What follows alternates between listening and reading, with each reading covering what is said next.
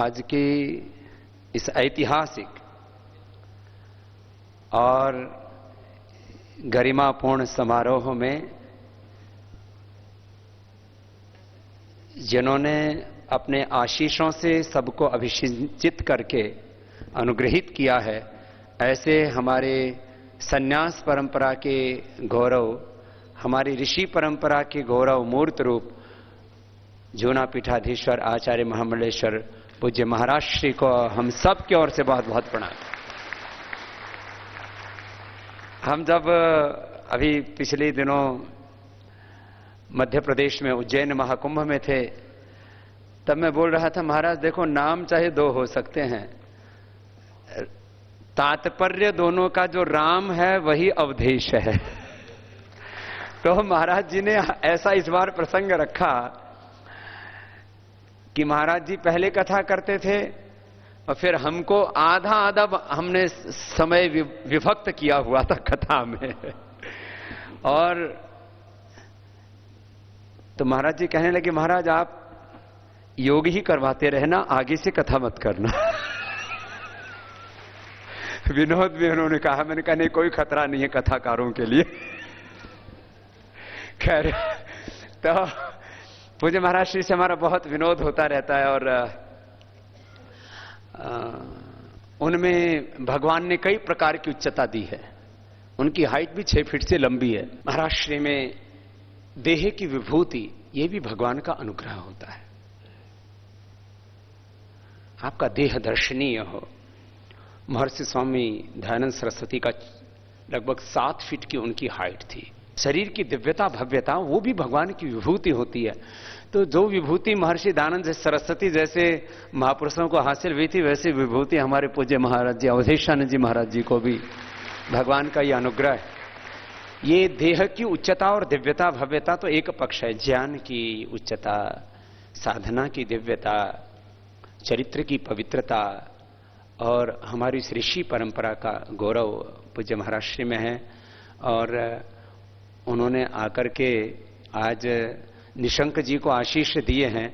इसका मतलब निशंक जी भी एक बहुत यशस्वी आत्मा है, उनको हमारी बहुत बहुत शुभकामनाएं। और एक साथ इतने महापुरुषों का उनको आशीर्वाद मिल रहा है।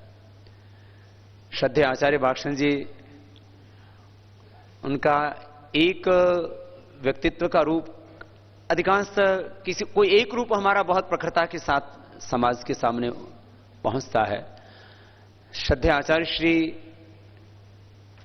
बहुत बड़े बड़े कार्यों को कैसे मूर्त रूप देना, जो वेद की ऋचा है, स्वीन कृतना सम्मदेत, तो उनका प्रबंधन, उनकी रचना धर्मिता और उनके भीतर ज्ञान की विराटता, ये बहुत से पक्ष जो है समाज को पता है। लेकिन श्रद्धेय आचार्य श्री स्वयं भी एक बहुत अच्छे लेखक और एक बहुत अच्छे कवि भी हैं। इस बार उसका भी श्रद्धेय आचार्य श्री के जन्मदिन पर सबको उस रूप का भी दर्शन हुआ। तो एक तरफ पूज्य महाराज जी का आशीष, दूसरी तरफ श्रद्धेय आचार्य श्री जैसे मनीषी का उनके ऊपर निरंतर अनुग्रह रहता है। वैसे हम भी उनसे बहुत प्रेम करते हैं, निशंक जी से, लेकिन हमारा प्रेम कभी कभी उन पर बरसता है। श्रद्धेय आचार्य श्री का निरंतर बरसता रहता है, क्योंकि वो ये हरिद्वार जनपद के सांसद भी हैं। तो जो ये पतंजलि योगपीठ है, यहां के संसदीय प्रतिनिधि भी हमारे वही है। और मात्र वो एक सांसद ही नहीं है, वो अनेक बार मंत्री और मुख्यमंत्री नहीं रहे हैं। वो सचमुच उनमें बहुत विलक्षण गुण हैं। और जैसा कि मुझसे पूर्व सभी वक्ताओं ने उनके संदर्भ में कहा है, वो दिव्य गुणों की खान है और इस उत्तराखंड ही नहीं हमारे भारत की शान है। बहुत बहुत आशीष है उनके लिए। और आज भाई राम कृपाल यादव जी भी आकर के गए, मुझे तो पता ही नहीं था, वो अचानक मैंने पीछे से देखा, मैंने कहा ये कहां से प्रकट हो रहे हैं आज। तो बाद में उन्होंने बताया कि निशंक जी ने उनको जो है राह में आते हुए दूरभाष किया था। और हमारे यहाँ भारतीय संस्कृति में कहा जाता है जगत क्या है, बोलो अग्नि सोमात्मकम इदम जगत। ये जगत क्या है? बोले अग्नि और सोम दो ही बड़े तत्व इस जगत में। तो अग्नि तत्व तो यहां कई रूपों में है ही, इधर सोम तत्व भी है। सोमपाल शास्त्री जी का बहुत बहुत अभिनंदन है, वो किसी सार्वजनिक मंच पर शायद पहली बार आए हैं। ऐसे हमसे तो बहुत मिलते रहे। इनके पिताश्री एक बहुत गौरवशाली परंपरा की वो प्रतिनिधि हैं। और मैं कह रहा था, जब वे भारत के कृषि मंत्री थे तब कृषि मंत्रालय सर्वाधिक चर्चित रहा और सर्वाधिक सृजनात्मक रचनात्मक काम किए कृषि मंत्रालय में। ऐसे जो है वाजपेयी जी के समय में जिन्होंने कृषि के क्षेत्र में एक इतिहास रचा और एक ऋषि पुत्र होने के साथ साथ एक कृषक पुत्र होने का भी धर्म उन्होंने बहुत प्रामाणिकता के साथ निभाया, उनको भी बहुत बहुत अभिनंदन है हमारे। और अभी भी वो कृषि मंत्री नहीं है, लेकिन कृषि के बारे में अब मैं जो है ज्यादा टिप्पणी करूंगा तो शायद ज्यादा हो जाएगा। शायद इस समय के जो लोग उस क्षेत्र में सक्रिय लोग हैं उनसे भी ज्यादा उस संदर्भ में वो जानते हैं, उसको जीते हैं।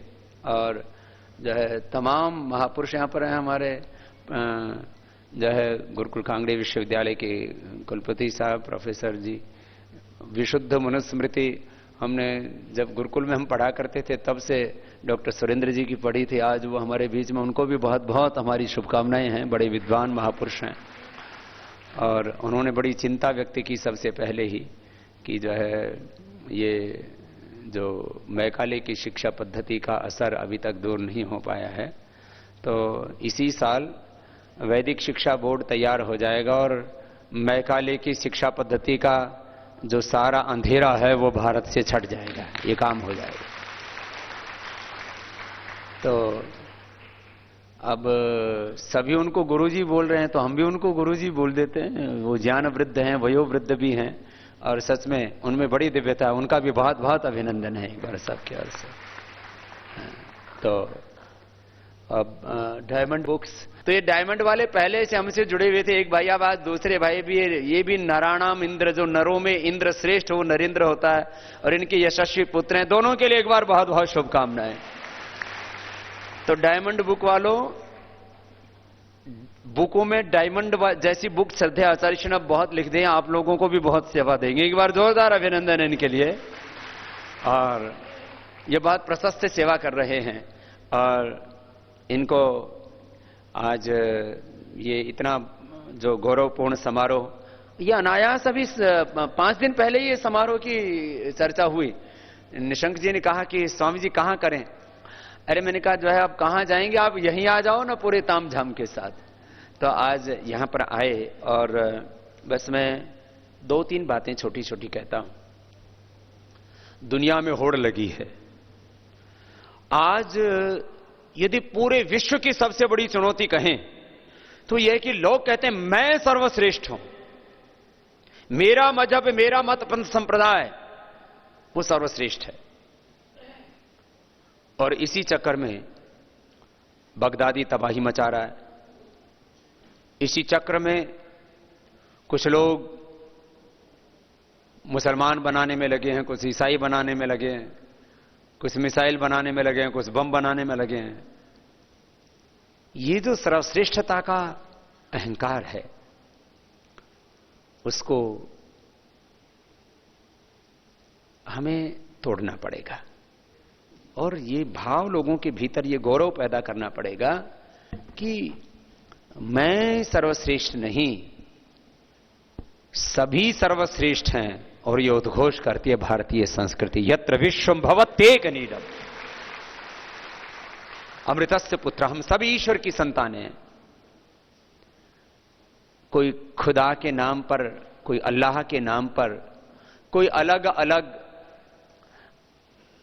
भगवानों के नाम पर, ये कहां जो है हम लोग सत्य से कहीं दूर होते जा रहे थे। भारतीय संस्कृति, सभ्यता एवं परंपरा, और इस भारतीय संस्कृति सभ्यता परंपरा के जितने भी अंग हैं, उसके जितने भी पहलू हैं, उन अब एक छोटी सी पुस्तक में इतने विशाल दर्शन को, जो वेदों, दर्शनों, उपनिषदों, रामायण, महाभारत, गीता, पुराणों में इतना वैदिक साहित्य, संस्कृति, सभ्यता इतनी समृद्ध है।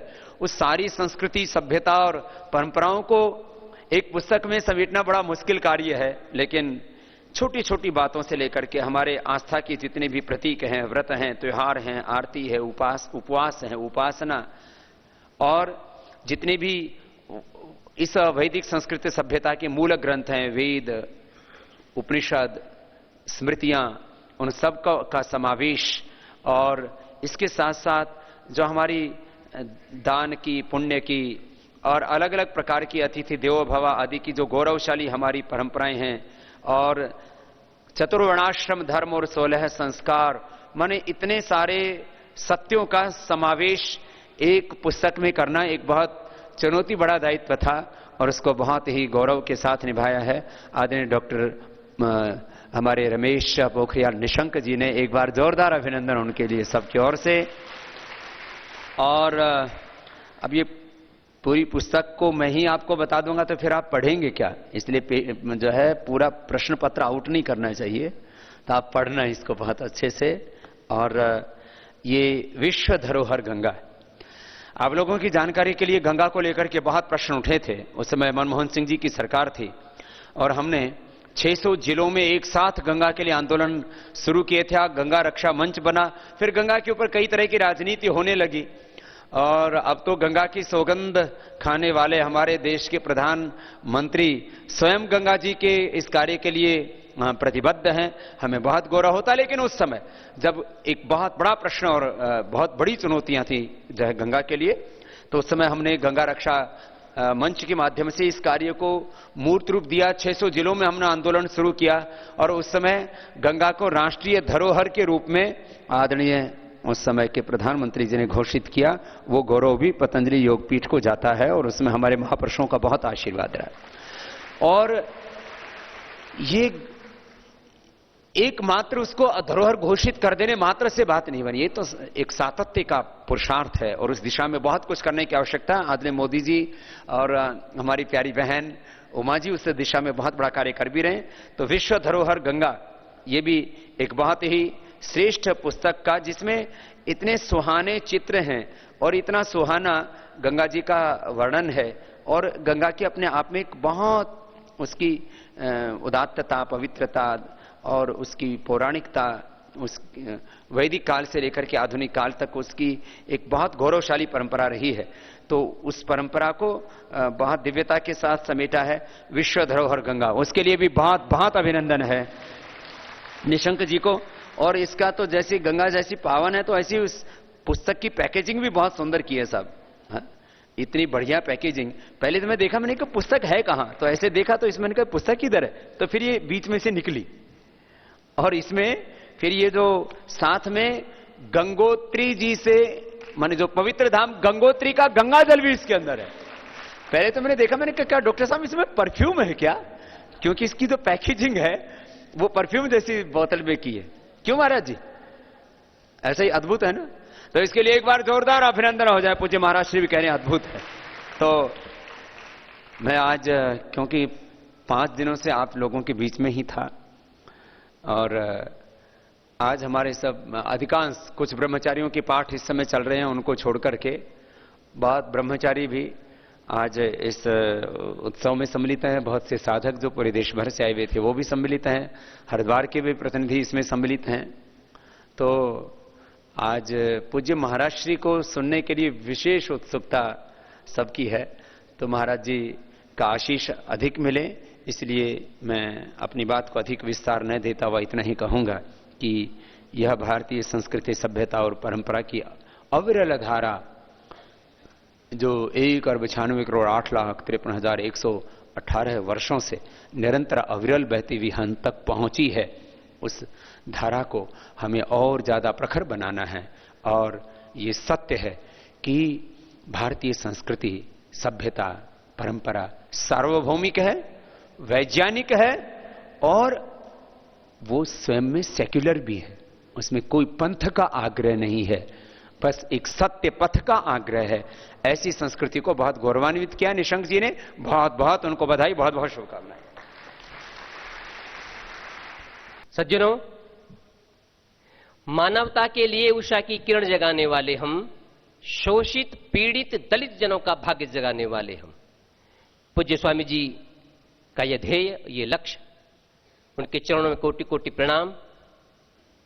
संतन के संग लाग जा, तेरी बिगड़ी बनेगी। बार बार दोहराना इस पंक्ति को, तो हमको आभास होगा कि हम आध्यात्मिकता की ओर बढ़ रहे हैं। पूज्य संतों की चरण आज हमारे माथे से लग रही है। इन शुभकामनाओं के साथ सज्जनों,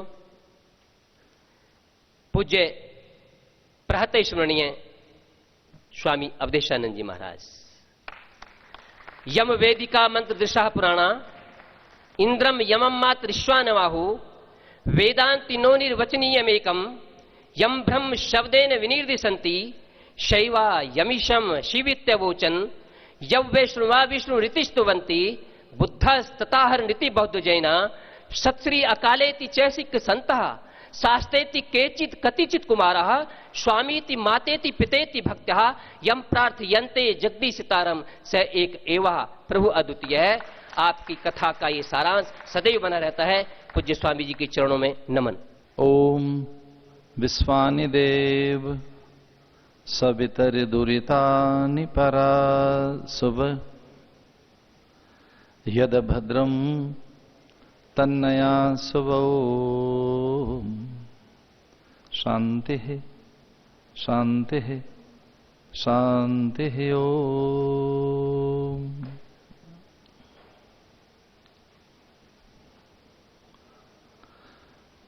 कल्याणी धर्मधरा पतंजलि योगपीठ के सारस्वत परिसर में भारतीय संस्कृति, सभ्यता एवं परंपरा के लोकार्पण काल में मंचस्थ इस देश के गौरव, जिन्होंने पूरे संसार को जागरण का मंत्र दिया, और अब जो इस देश के प्रभात का प्रथम स्वर हैं, जो भारत की भोर की पहली अनुगूंज गूंज हैं, जिन्होंने न केवल व्यक्ति के स्वास्थ्य के प्रति अपनी सजगता, तत्परता, प्रतिबद्धता दिखाई, अपितु जिन्होंने इस देश के आर्थिक स्वास्थ्य के लिए भी संकल्प लिया, आर्थिक सुचिता के गीत गाए, उन विषम परिस्थितियों में ठीक वैसे ही अलख जगाया जैसे कभी वैदिक काल में ऋषियों ने, और अब तक गौतम, कणाद, कपिल, पतंजलि, पुलह, पुलस्त, व्यास, उस परंपरा के अग्रदूत, श्वासों के शहंशाह और मेरे अत्यंत आत्मीय, आदरणीय पूज्य स्वामी रामदेव जी महाराज,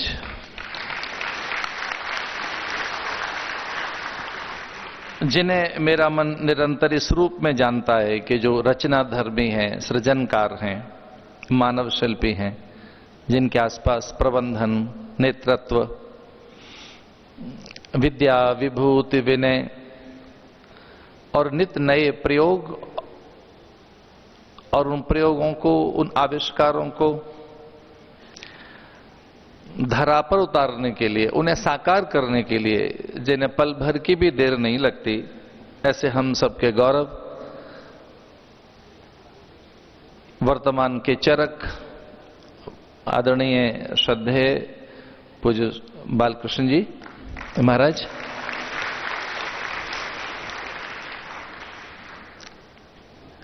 जिनके लिए मंच से अनेक बातें कही गईं, आदरणीय निशंक जी के लिए कि वे साहित्यकार हैं, विचारक हैं, रचना धर्मी हैं, दार्शनिक हैं, कुशल शासक प्रशासक हैं। उनके लिए एक बात और कि वे एक अच्छे कुशल शासक और प्रशासक तो रहे ही हैं, पर जो भारत माता का एक सच्चा उपासक हो सकता है, ऐसे हमारे निशंक जी। लेखन की विधा से कुछ मैं भी जोड़ा हूं, और वो किस ढंग से लिखते रहे उस काल से, चूंकि उनका जीवन व्रत पढ़ने का अवसर हाथ लगा, तो उन सघन व्यस्तताओं में और राजनीतिक व्यस्तताओं में जिस ढंग का उनका लेखन है, उससे उनके अध्ययन का बोध होता है, तलस्पर्श अध्ययन का, एक ऐसे अध्ययन का जो न केवल अर्वाचीन है, न केवल प्राचीन है, वो बहुत दूर तक के लिए संदेश देता है। तो उन्हें मैं बहुत आदर के साथ कहना चाहूंगा कि वे एक दूरदृष्टा हैं और जिन्होंने युग की पीड़ा को, वर्तमान की उन सारी कठिनाइयों को भी समझा है और पूर्व से उसके प्रयोग निकाल कर लाए। ऐसे आदरणीय हमारे भूतपूर्व मुख्यमंत्री और इस प्रदेश के और इस देश के की एक बड़ी भावी आशा, और आप वर्तमान में भले ही उन्हें सांसद के रूप में देख रहे हैं, पर भविष्य में एक भारी जिम्मेदारी जिनके पास आएगी, ऐसे भावी महाराज की मुस्कान उसका समर्थन भी कर रहे हैं। पूज्य स्वामी रामदेव जी महाराज ने अपने वक्तव्य के बीच में एक बड़ी महत्वपूर्ण बात कही। पूज्य स्वामी जी ने कहा कि इस समय की सबसे बड़ी कठिनाई है कि मैं श्रेष्ठ हूं। जो ये एक उन्होंने बात कही वो थोड़ी चकित करती है, और उससे आज की व्यथा, आज की अशांति, कलह, आतंक, भोगवाद, आज जो कुछ भी है वो दिखाई देता है। जो आज की कलह है, जो आज पूरा विश्व आतंकित है, आशंकित है, भयभीत है और असुरक्षित है। आज पूरा विश्व जो एक प्रकार से अपरोक्ष युद्ध की ज्वालाओं के आसपास है। तो बहुत उन्होंने बड़ी बात कही कि मैं श्रेष्ठ हूं, मैं श्रेष्ठ हूं। तो ये जो अहंकार है और अपनी श्रेष्ठता की सिद्धि का कि मैं ही अच्छा हूं, इस पर मैं 1-1.5 मिनट कोई एक कथा के माध्यम से आगे अपनी बात कहूंगा। समुद्र मंथन का प्रसंग, और उसमें लक्ष्मी जी का आगमन हुआ और वे वरण करना चाहती थी। लक्ष्मी का अर्थ है कि जिसमें न केवल श्रेयस है, जो अभ्युदय कारक भी है, चूंकि उन्हें धर्म कहा गया है। वे धर्म अधिष्ठात्री हैं। पुराणों में धर्म की अधिष्ठात्री देवी ही लक्ष्मी है, धर्म की अधिष्ठात्री देवी। और धर्म माने अभ्युदय और श्रेयस, यह तो अभ्युदय। तो जैसी लक्ष्मी जी प्रकट हुई तो वो वरण करना चाहती थी। दैत्यों को ये कहकर उन्होंने ना कह दी कि तुम दुष्ट हो और एक हेय जीवन जीते हो, इसलिए मैं आपकी नहीं बनूंगी। और देवताओं को ये कहकर ना कह दिया कि केवल पुण्य के प्रभाव से मुझे पाया नहीं जा सकता। ब्रह्मा को ये कहकर ना कह दिया कि तेरी सृष्टि में द्वैत है। और शिव को ये कहकर बहुत विनम्रता से उन्होंने हाथ जोड़ लिए कि आप अति उदार हैं, और उदार व्यक्ति के हाथ मेरा रहना ठीक नहीं है, और आपका औदार्य भी कुछ ऐसा है कि पता नहीं आप किसे मुझे दे देंगे। तो ध्यान रखना, उस समय सप्त ऋषियों को लगा कि अब लक्ष्मी जी हमारी बन जाएंगे।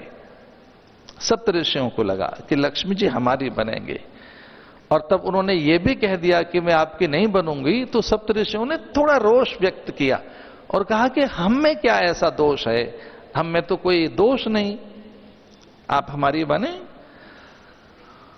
और तब लक्ष्मी ने कहा कि हां, आप में एक दोष है, वह कभी कभी वो दोष उजागर होता है। और ऋषियों ने कहा वो क्या दोष है? तब मां ने कहा, लक्ष्मी ने कहा कि कभी कभी श्रेष्ठता का बोध आपको रहता है। जो श्रेष्ठता का बोध है, दंभ नहीं, अहंकार नहीं, आपको श्रेष्ठता का अहंकार नहीं है, दंभ नहीं है, पर बोध रहता है कभी कभी कि मैं थोड़ा श्रेष्ठ हूं, इसलिए मैं आपकी नहीं बनूंगी। तो फिर पूछा ये बोध किसे नहीं है? श्रेष्ठता का, कि मैं श्रेष्ठ हूं, जयी हूं, पराक्रमी हूं, पुरुषार्थी हूं, नित्य हूं, शाश्वत हूं, सनातन हूं, सार्वभौम हूं, सर्वज्ञ हूं, संपूर्ण हूं, ये किसे नहीं है? तब उसने कहा कि परम पिता परमेश्वर को नहीं है, और उसका प्रतिनिधि विष्णु है, मैं उसकी बनूंगी, मैं उसकी बनूंगी। अमानिए मान दो मान्य। हमारी संस्कृति आदर देना सिखाती है। आदरणीय निशंक जी की पुस्तक कल से ही मेरे हाथ में है और वे जिस ढंग से उस पुस्तक में कार्य करते हुए दिखाई देते हैं, मैं अरुण जी की बात का समर्थन करना चाहूंगा कि वो प्रत्येक विश्वविद्यालय में जानी चाहिए, प्रत्येक विद्यालय में जानी चाहिए, वो हर घर में रहनी चाहिए। वो उत्तराखंड को नहीं प्रतिनिधित्व करते, वो भारत की संस्कृति, सभ्यता और उसकी संवेदनाओं का प्रतिनिधित्व करती है। वे भारतीय संस्कृति के अग्रदूत हैं, वे एक पोषक हैं, रक्षक हैं उन संवेदनाओं के, और उसी कारण वे मॉरिशस में आदरणीय बने, या अटल जी के चहेते बने, या वो जितने भी पूर्व शीर्षस्थ और शिखरस्थ हमारे यहाँ के शासक रहे, वे उनकी आंखों का तारा रहे। वे आज भी पूरे उत्तराखंड में वे एक पहली स्वीकृति हैं उत्तराखंड के, इस देश की पहली स्वीकृति है। शासक के रूप में, प्रशासक के रूप में, विचारक के रूप में, एक उपासक के रूप में वे बड़े विनयी हैं। और ये सच है, जैसे पूज्य स्वामी जी की कुटिया में कुछ देर पहले मैं पहुंच गया और वे कह रहे थे कोई आलंबन चाहिए जीवन के लिए, कोई आश्रय चाहिए, बिना आश्रय आलंबन के हम कैसे जिए। और उन्होंने जो एक विचार का, सिद्धांत का आलंबन लिया है, ग्रंथों का, शास्त्र का जो आलंबन लिया है, वो बड़ी बात है। शास्त्र कहते हैं जो शासन करना सिखाए, शासनेति, जो शासन करना सिखाए। शास्त्र का आलंबन लेने से आप शासन करना सीखेंगे। किस पर? अपनी इंद्रियों पर, मन पर, अपने अंतःकरण पर। और मैं एक बड़े विश्वास के साथ कह रहा हूं कि हमें सद्भाग्य से एक ऐसा राजनेता उपलब्ध है जिसका अपने पर शासन है, अपने पर, जो शास्त्र का आलंबन लेकर जी रहा है। और जिसने भी शास्त्र का आलंबन लिया है उसे शासन करना आया है। किस पर? अपनी इंद्रियों पर, स्वयं पर। तो शास्त्र आपको शासन करना सिखाता है। और शासन के बाद अगर आपने शास्त्र का आलंबन लिया तो जानते हो क्या होगा, उसकी फलश्रुति क्या है? शास्त्र के आलंबन का फलादेश क्या है? अंतःकरण की शुचिता, अंतःकरण की पवित्रता। अंतःकरण पवित्र होगा, एक वैचारिक पवित्र आपके पास आता है, भाव शुचिता आती है, चिंतन की शुद्धता आती है, आचरण की पारदर्शिता आती है आपके पास। आप एक पारदर्शी आचरण आपके पास आता है और फिर आप आदर्श बन पाते हैं। ये थोड़ी कठिनाई तो है इस युग में कि जब आदर्श दिखाई नहीं दे रहा है सर्वत्र, तो ऐसे में ऐसा दिखाई देता है कि शास्त्र का उन्होंने आलंबन लिया है, उसका आश्रय लिया है और शास्त्र शासन करना सिखाता है। वो थोड़ा सा आपको एक उन्नत बनाता है, आपके भीतर में एक उन्नतता आती है विचार की। और एक बहुत बड़ा सच है कि जब विचार की उन्नतता आएगी तो यही प्रगति है। मैं थोड़ा पीछे जाना चाहूंगा। वो मार्क्स रहा हो, फ्राइड रहा हो, डार्विन रहा हो, कहां रही वो उनकी विचारधाराएं? कोई दिखाई दे रही है मार्क्स की विचारधारा? जिस तरह से वो ध्वस्त हो गई है, वहीं पर जहां वो जन्मी, पनपी, पल्लवित हुई, पोषित हुई, फलीभूत हुई, अब धूल धूसरित हुई है। वो कहां है लेनिन, कहां है मार्क्स, कार्ल मार्क्स, कहां दिखाई दे रहे हैं? कहां दिखाई दे रहा है वो फ्राइड? कहां दिखाई दे रहा है डार्विन, उसके सिद्धांत और भी उनके पास? लेकिन हां, सच मानिए, आज भी जिस ढंग से उपनिषदों का, हमारे वेद का, शास्त्रों का, हमारी स्मृतियों का, जिस ढंग से आज भी हमारे आयुर्वेद का डंका, जैसे हमारे आदरणीय आचार्य बालकृष्ण ने जो बजाया, पूज्य स्वामी जी ने, कहां गई वो विचारधाराएं?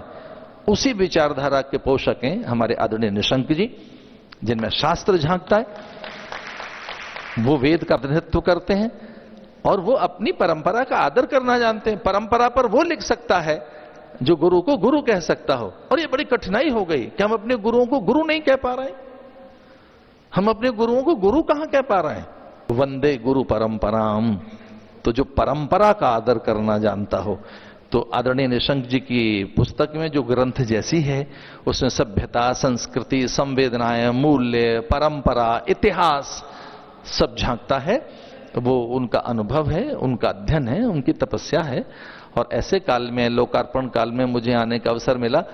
पतंजलि में जब जब आता हूं, न मैं कोई अतिथि होता और न मैं पतंजलि का एक अभिन्न अंग हूं, उसका हिस्सा हूं और अघोषित। वो फ्रंट लाइन पर मुझे रखें या पीछे रहें, हाँ भाई हम सिपाही हैं पतंजलि के, तो कभी आप हमें आगे, हमें एक बहुत आवश्यक नहीं कि वो हमेशा आगे रखा जाए, तो कभी फ्रंट लाइन पे कभी कहीं भी। पतंजलि सोच है, दर्शन है, पतंजलि सिद्धांत है भाई।